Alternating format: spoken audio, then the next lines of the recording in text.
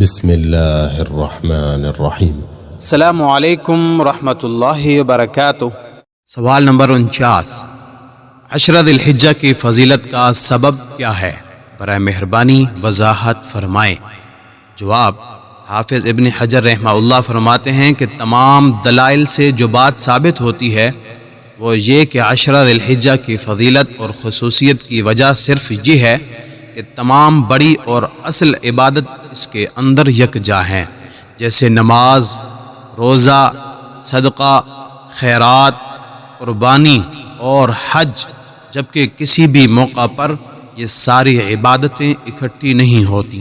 بعض احادیث سے بھی یہ ثابت ہوتا ہے کہ 10 راتوں سے مراد ذی الحجہ کی ابتدائی 10 راتیں ہیں۔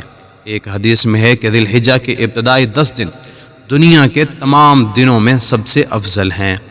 اللہ کریم سے دعا ہے کہ اللہ ہمیں زیادہ سے زیادہ نیک عمل کرنے کی توفیق عطا فرمائے، آمین۔ صدقہ جاریہ سمجھتے ہوئے ویڈیو کو لازمی شیئر بھی کریں۔ جزاک اللہ خیرا۔